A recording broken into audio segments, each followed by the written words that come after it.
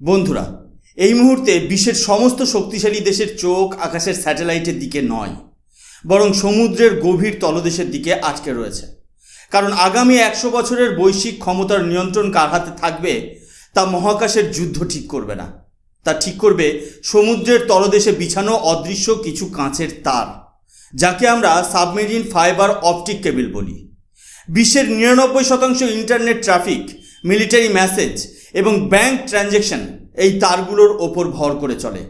আর ঠিক এই জায়গাতেই ভারত বিশ্বের সবচেয়ে বড় এবং অভাবনীয় একটি হোস্টাইল টেকওভার বা ভূরাজনৈতিক বিজয় অর্জন করে ফেলেছে।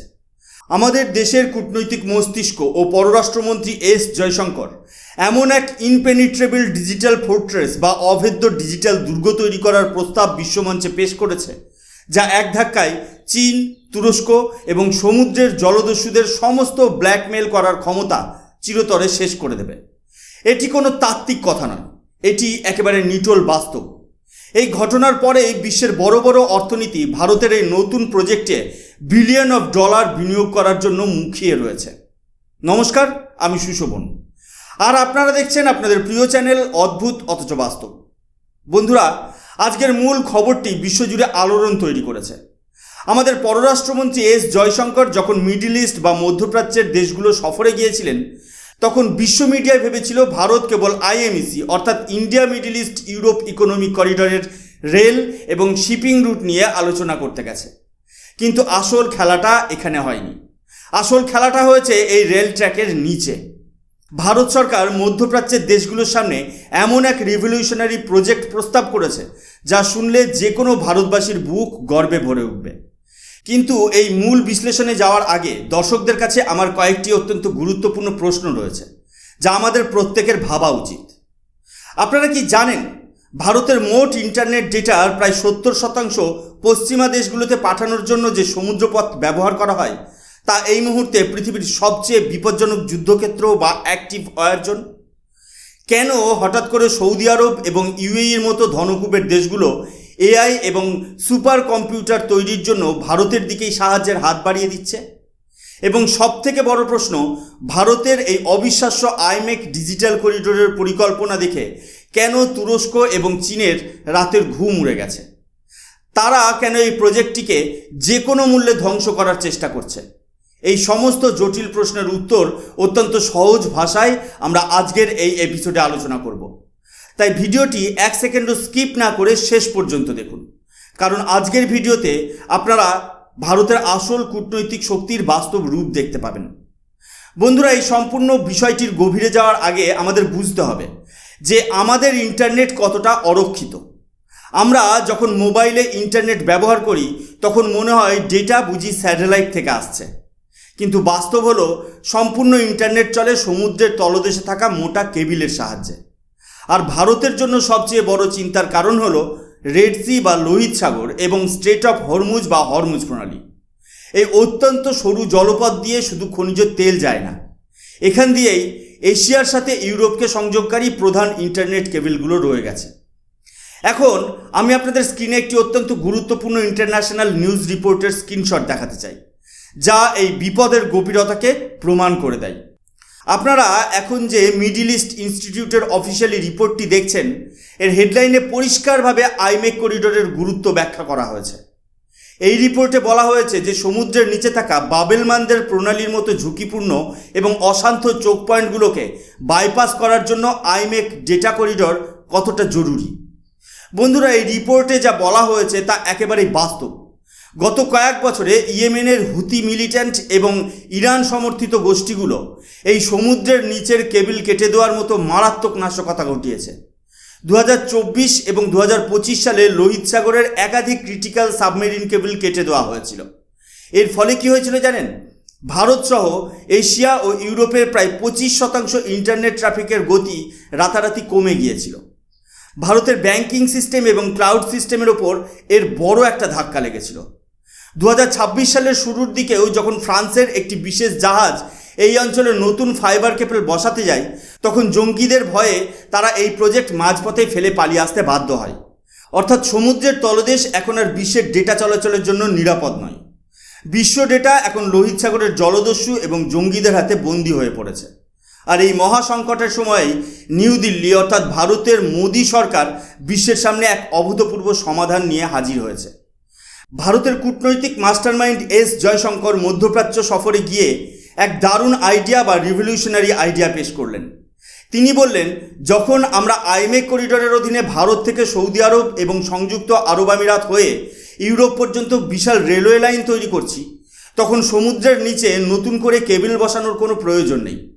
রেল লাইন তৈরি করার জন্য তো আমাদের মাটির নিচে খোঁড়াখুড়ি করতেই হচ্ছে, তাহলে এই রেল লাইনের নিচেই কেন আমরা বিশ্বমানের military grade fibre optic data কেবল বসিয়ে দিচ্ছি না? বন্ধুরা, এই একটি মাত্র আইডিয়া বিশ্বের পুরো হিসেব বদলে দিয়েছে। এর ফলে আইমেক শুধু পণ্য পরিবহনের সাধারণ করিডর রইল না, এটি রূপান্তরিত হলো একটি আন্তর্জাতিক সুপার হাইওয়ে অফ ডেটা বা ডিজিটাল করিডর। এখন আমি আপনাদের ইইউ বা ইউরোপীয় ইউনিয়নের অফিসিয়াল সাইট থেকে পাওয়া একটি অত্যন্ত গুরুত্বপূর্ণ খবর দেখাবো। বন্ধুরা, এই ইউরোপীয় ইউনিয়নের অফিসিয়াল পোর্টালে কি বলা হচ্ছে তা লক্ষ্য করুন। এর হেডলাইনে পরিষ্কার উল্লেখ রয়েছে, আইমেক করিডোরের মাধ্যমে ইউরোপ এবং ভারতের মধ্যে ডিজিটাল ট্রান্সফরমেশন বা তথ্য প্রযুক্তির সংযোগকে এক নতুন উচ্চতায় নিয়ে যাওয়া হচ্ছে। এখানে ব্লু রেমন কেবল সিস্টেম এবং স্থলপথের কানেক্টিভিটিকে এক সুতোয় বাঁধার কথা বলা হয়েছে। ভারত সরকারের এই প্রস্তাব কেন একটি মাস্টার স্ট্রোক তা সহজ ভাষায় বুঝিয়ে দিচ্ছি। প্রথমত, সমুদ্রের নিচে কেবল বসানো অত্যন্ত ব্যয়বহুল এবং বিশেষায়িত জাহাজের প্রয়োজন হয়, যার উপর জঙ্গিরা অনায়াসে হামলা চালাতে পারে।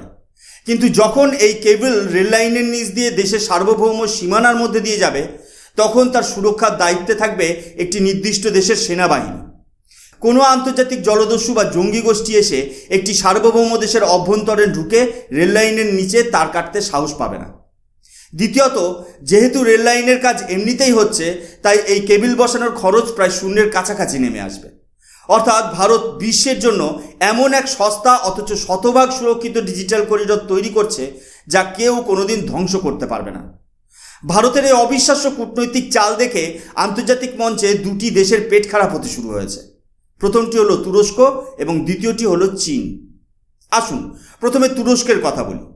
তুরস্ক চেয়েছিল ভারত থেকে ইউরোপ পর্যন্ত যে বাণিজ্য পথ যাবে তা যেন তাদের দেশের উপর দিয়ে যায়, যাতে ভবিষ্যতে কাশ্মীর ইস্যুতে ভারতকে তারা ব্ল্যাকমেল করতে পারে এবং ভারতের ইন্টারনেট ডেটার চাবিকাঠি তাদের হাতে থাকে। তুরস্কের সরকার সৌদি আরবের কিছু ভারত বিরোধী গোষ্ঠীকে উস্কে দিয়ে একটি বিকল্প রুটের দাবি তুলেছিল। কিন্তু ভারতের মোদী সরকার এবং পররাষ্ট্রমন্ত্রী জয়শঙ্কর সাফ জানিয়ে দিয়েছেন যে ভারত নিজের স্বার্থের সাথে কোনো আপোষ করবে না। ভারত সরাসরি ইসরায়েলের হাইফা পোর্ট ব্যবহার করে তুরস্ককে সম্পূর্ণ বাইপাস করে এই কেবল ইউরোপে পৌঁছে দেবে। কোনো ভারত বিরোধী দেশের ব্ল্যাকমেলের ফাঁদে ভারত পা দেবে না। এখন প্রশ্ন হচ্ছে, চীনের কেন এত মাথা ব্যথা? আসুন এই বিষয়ে ডিডি নিউজের একটা খবর দেখে নিই। আপনারা দেখছেন আমাদের জাতীয় নিউজ চ্যানেল ডিডি নিউজের এই রিপোর্ট। এর হেডলাইনে পরিষ্কার লেখা রয়েছে যে পশ্চিম এশিয়ার উত্তেজনার মধ্যেও পররাষ্ট্রমন্ত্রী জয়শঙ্কর আইমেকের মাধ্যমে গ্লোবাল কানেক্টিভিটিকে আরও শক্তিশালী করার বিষয়ে জোর দিয়েছেন। বন্ধুরা, চীন গত 15 বছর ধরে তাদের বেল্ট অ্যান্ড রোড ইনিশিয়েটিভ এবং ডিজিটাল সিল্ক রোডের মাধ্যমে বিশ্বের গরিব দেশগুলোকে ঋণের ফাঁদে ফেলে পুরো দুনিয়ার ডেটা এবং ইন্টারনেটকে নিজেদের নিয়ন্ত্রণে নিতে চেয়েছিল। কিন্তু ভারতের এই আইমেক প্রজেক্টের চমৎকার আইডিয়া চীনের এই $1000 কোটি ডিজিটাল সাম্রাজ্যকে এক নিমেষে তাসের ঘরের মতো ভেঙে দিয়েছে। ভারত প্রমাণ করে দিয়েছে যে কোনো দেশের সার্বভৌমত্ব খর্ব না করেও একটি আন্তর্জাতিক এবং বিশ্বস্ত ডেটা নেটওয়ার্ক গড়ে তোলা সম্ভব। বন্ধুরা, এবার একটি অত্যন্ত বাস্তব এবং দূরদর্শী বিষয়ে আসা যাক।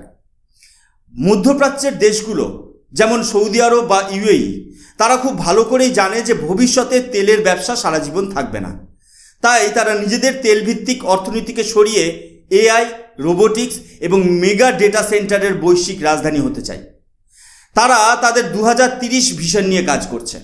কিন্তু সুপার কম্পিউটার বা এআই চালাতে গেলে দুটি জিনিস সবচেয়ে বেশি প্রয়োজন: বিশাল ডেটা ট্রাফিক এবং অত্যন্ত দক্ষ ও ব্রিলিয়েন্ট ইঞ্জিনিয়ার।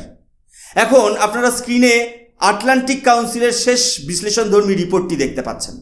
এখানে বলা হচ্ছে, মধ্যপ্রাচ্যের এই নতুন করিডোরগুলো কেবল সমুদ্রের প্রণালী বাইপাস করার জন্য নয়, বরং এটি ভবিষ্যতের এনার্জি গ্রিড এবং ডেটা করিডোর তৈরির একটা মহা পরিকল্পনা। এই রিপোর্টটি আমাদের বিশ্লেষণকে 100% শিলমোহর দেয়। সৌদি আরব ও আরব আমিরাতের কাছে টাকা আছে, কিন্তু বিশ্বের সবচেয়ে বড় কনজিউমার মার্কেট ডেটা ট্রাফিক এবং পৃথিবীর সেরা ইঞ্জিনিয়াররা রয়েছে আমাদের ভারতে। তাই আরবের তেল ডলার এবং ভারতের প্রযুক্তি ও প্রতিভাকে এক সুতোয় বেঁধে দেবে এই আইম্যাকের স্থলপথের ফাইবার অপটিক কেবল।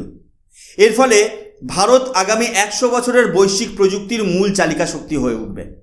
তাই আজ সারা পৃথিবী বুঝতে পেরেছে যে মোদী সরকার যখন ভারতের সাথে কোনো কূটনৈতিক চাল চালেন তখন তার ফলাফল অত্যন্ত সুদূর প্রসারী হয়। সমুদ্রের বিপজ্জনক জল থেকে ইন্টারনেটকে মাটির সুরক্ষিত আশ্রয়ে এনে ভারত প্রমাণ করে দিয়েছে যে তারাই বিশ্বমঞ্চের প্রকৃত গ্লোবাল লিডার। বন্ধুরা, পররাষ্ট্রমন্ত্রী এস জয়শঙ্করের এই দূরদর্শী কূটনীতি এবং ভারতের এই দুর্দান্ত অর্জন নিয়ে আপনাদের মতামত কী? তুরস্ক ও চীন যেভাবে ছিটকে গেল সে বিষয়ে আপনারা কি ভাবছেন?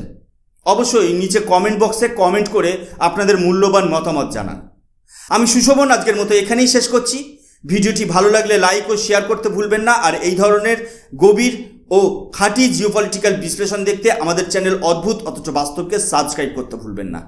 দেখা হচ্ছে পরবর্তী এপিসোডে। ততক্ষণ পর্যন্ত ভালো থাকবেন, সুস্থ থাকবেন। জয় হিন্দ, বন্দে মাতরম, ভারত মাতা কি জয়।